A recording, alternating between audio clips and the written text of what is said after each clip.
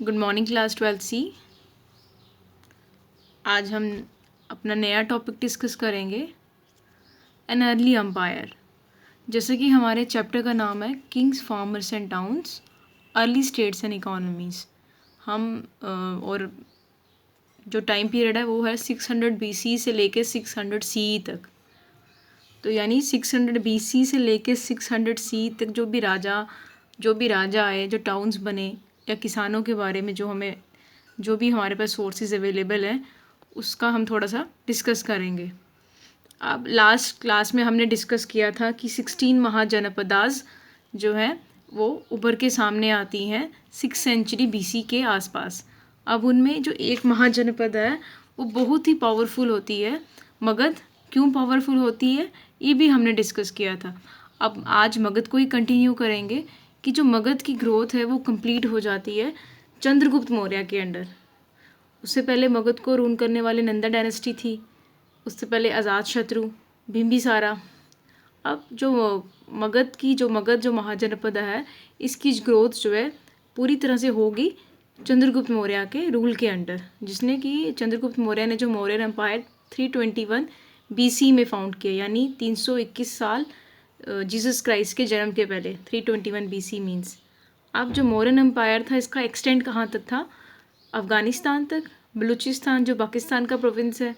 और चंद्रगुप्त मौर्य के ही ग्रैंडसन अशोक ने जो है इस मौर्यन एम्पायर में एक और प्रोविंस ऐड किया, कलिंग की लड़ाई लड़के। जो कलिंग जो है कोस्टल ओडिशा के पास का जो एरिया है उसको जीत के उसको मौर्यन एम्पायर में शामिल किया। और अब क्वेश्चन ये अराइज होता है कि हमें मौर्यन हिस्ट्री के बारे में इतना सारा कुछ कैसे पता चलता है। अब क्योंकि हिस्टोरियंस के पास काफ़ी सारे सोर्सेज अवेलेबल हैं मॉडर्न हिस्ट्री को कंस्ट्रक्ट करने के लिए, समझने के लिए। सबसे पहला जो इम्पोर्टेंट सोर्स है वो मेगास्थीन्स का अकाउंट है। मेगास्थीन्स जो था वो एक्चुअल में ग्रीक एम्बेसडर था, राजदूत जिसको कहते हैं। ये चंद्रगुप्त मौर्य के दरबार में एज अ राजदूत आया था ग्रीक किंग का। तो उसने किताब लिखी थी इंडिका। हालांकि इस किताब का कुछ ही जो है बोलेंगे पार्ट्स अभी सरवाइव कर पाए हैं, बाकी सारे डिस्ट्रॉय हो चुके हैं। उसको इंडिका के कुछ पार्ट्स को पढ़ के तो हमें कुछ इन्फॉर्मेशन मिलती है मौर्यन एम्पायर के बारे में। और इसी तरह दूसरा सोर्स है अर्थशास्त्र। अब हिस्टोरियन का ऐसा मानना है कि अर्थशास्त्र बहुत बड़ा टेक्स्ट है। इसके कुछ पार्ट्स, इसका कुछ हिस्सा जो है वो चंद्रगुप्त मौर्य के मिनिस्टर ने लिखा है, जिसका हम कहानियों में भी सुनते आते हैं, टीवी सीरियल्स में भी देखते हैं, जिसको कौटिल्य या चाणक्य कहते थे। चाणक्य नीति ऐसा कहा जाता है कि अर्थशास्त्र का काफ़ी हिस्सा चाणक्य ने लिखा है। अब जो बहुत ही रिलायबल सोर्स है हमारे पास, वो है हमारे पास अशोकन इंस्क्रिप्शंस। अब इंस्क्रिप्शन आप सबको मालूम है, 6 से पढ़ते आ रहे हैं आप लोग की हार्ड एनग्रेविंग होती हैं जो मेटल या पत्थरों पे उकेरा जाता है राजा की इंस्ट्रक्शन, उसको इंस्क्रिप्शंस कहते हैं। अब जो हमारे पास अशोका की इंस्क्रिप्शन है बहुत ही वैल्यूएबल है, बहुत कीमती इसलिए है, अमूल्य धरोहर इसलिए है कि उसमें अशोका ने अपनी धमा पॉलिसी के बारे में बताया। अब धमा पॉलिसी एक्चुअल में क्या था कि हमने पहले भी पढ़ा है, आप अपनी पहले वाली क्लासेस में आपने पढ़ा होगा कि अशोका ने जब कलिंग की लड़ाई लड़ी थी। ये सारी बातें अशोका की हमें इंस्क्रिप्शन से पता चलती हैं। ये भी अब हम आगे डिस्कस करेंगे इंस्क्रिप्शन के बारे में। तो धमा एक्चुअल में अशोका ने बुद्धिस्ट धर्म एम्ब्रेस कर लिया था, बुद्धिज़्म अपना लिया था। तो जो बुद्धा की पॉलिसी थी उसी को अशोका प्रोपेगेट करता था, आगे फैलाता था। अब ये धमा क्या था, ये क्वेश्चन आ सकता है आपको 1 मार्क का कि व्हाट वाज अशोकास धमा पॉलिसी।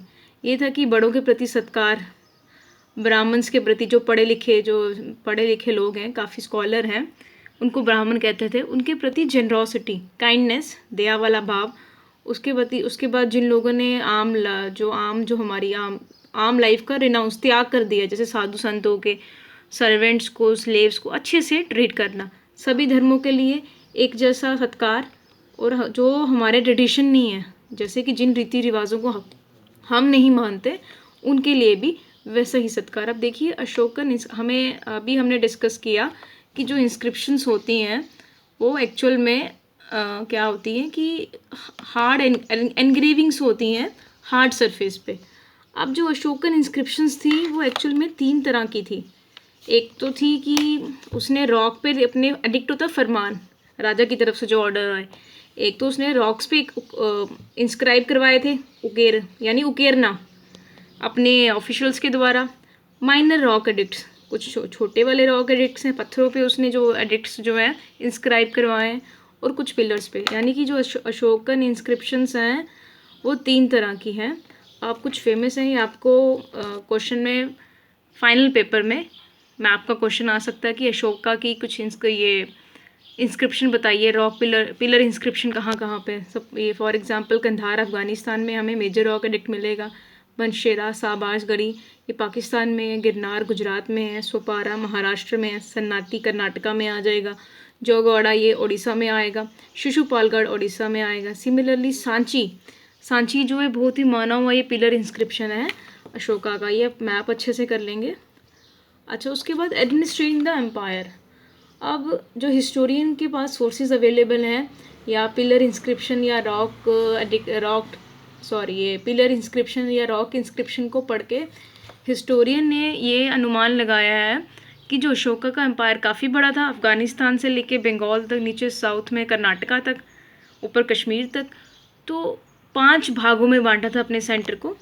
जो कैपिटल थी, राजधानी थी अशोका के एम्पायर की, पाटलिपुत्रा थी, जो कि मॉडर्न डे पटना है। और 4 प्रोविंसेस थे, जैसे स्टेट्स होती हैं उस समय 4 प्रोविंसेस थे मेन, चारों दिशाओं में। अच्छा, सबसे पहले तक्षशिला आ गया, नॉर्थ वाली साइड, ये पाकिस्तान और अफ़गानिस्तान के बॉर्डर वाला एरिया है। उज्जैनी सेंट्रल इंडिया, मध्य प्रदेश में आएगा। तोशाली आ जाएगा ओडिशा में। स्वर्णगिरी ये कर्नाटका में आएगा। अब ये ऐसा कहा जाता है कि जो अशोका की एडमिनिस्ट्रेशन थी सेंट्रलाइज नहीं थी। सेंट्रलाइज होता है कि एक ही जन के हाथ में सारी पावर्स। अशोका ने कहीं ना कहीं पावर को डिसेंट्रलाइज किया था। जो मेन जो कैपिटल में जो पावर थी, जो एडमिनिस्ट्रेटिव सिस्टम था, वो सेंट्रलाइज था। बाकी जगहों में डिसेंट्रलाइजेशन यानी पावर्स को बांटा गया था। अब इसी तरह बताया गया है कि कुछ प्रोविंसेस की इंपॉर्टेंस बताई गई है कि जैसे अशोका का प्रोविंस था स्वर्णगिरी, कर्नाटका में साउथ में था। वहाँ से जो है अशोकन एम्पायर के लिए सोना लाया जाता था। गोल्ड माइंस के लिए ये एरिया बहुत इंपॉर्टेंट था। साउथ में आएगा स्वर्णगिरी। सिमिलरली आगे आते हैं, आगे वाले टॉपिक्स।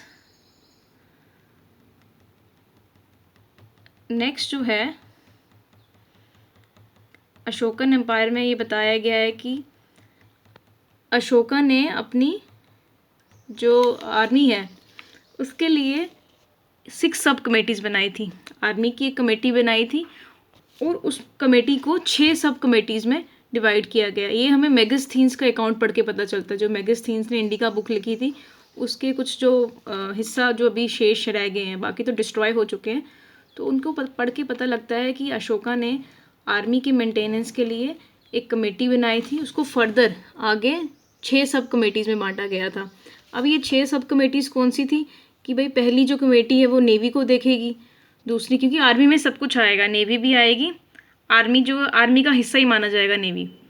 अब पहली जो कमेटी है वो नेवी को देखेगी। दूसरी कमेटी जो है वो देखेगी कि भाई जो फ़ौज के सिपाही हैं उनको अच्छे से, उनको एक जगह से दूसरी जगह पहुंचाया जा रहा है, खाने पीने का सामान अच्छे से मिल रहा है। तीसरी कमेटी ये देखेगी कि जो पैदल चलने वाले फुट सोल्जर्स हैं उनको प्रोविजंस अच्छे से मिल रहे हैं, उनकी देख रेख अच्छे से हो रही है। जो 4th वाली कमेटी है वो घोड़ों के लिए देखेगी, घोड़ों का अस्तबल है, घोड़ों को खाना या चारा अच्छे से मिल रहा है। जो 5वीं कमेटी होगी वो चैरियट्स, जैसे कि जो आपके जिन पे रथ जो हैं, रथ पे सवारी करके जाते हैं जिन पे राजा या योद्धा लड़ाई लड़ने के लिए, वो चैरियट्स को देखेगी। जो 6ठी कमेटी है वो एलिफेंट्स को देखेगी, क्योंकि जो एलिफेंट्स थे उस समय माल ढोने के काम आते थे, as a means of transport use होते थे। अब मेगास्थीन्स ने ये भी मेंशन किया जो 2nd सब कमेटी है, जिसको हमने पहले भी डिस्कस किया कि जो 2nd सब कमेटी है जो कि देखती है कि ट्रांसपोर्ट हो रहा है, खाना पीना अच्छे से मिल रहा है, उसका काम काफ़ी ब्रॉडर, उसका काम काफ़ी ज़्यादा था बाकियों के कंपैरिजन में। जैसे उसको बुलक कार्ट्स का देखना पड़ता है कि जो घोड़ा गाड़ी है, जो जिन पे सामान ढोया जा रहा है, कि सिपाहियों को खाना मिल रहा है, एनिमल्स को खाना मिल रहा है। उसके बाद सर्वेंट्स को देखना, सर्वेंट्स की नियुक्ति करना, आर्टिसंस को देखना जो कि राजा के साथ जाएंगे। अब क्योंकि हमारे पास जो मौर्यन हिस्ट्री के बारे में, जैसे कि पहले भी हमने डिस्कस किया कि मौर्यन हिस्ट्री के बारे में हम इतना इसलिए कह पा रहे हैं क्योंकि हमारे पास काफ़ी सारे सोर्सेज अवेलेबल हैं। जो सबसे रिलायबल सोर्स है हमारे पास वो है अशोकन इंस्क्रिप्शन। जैसे कि अशोका ने धम्मा महामात्रास अपॉइंट किए थे।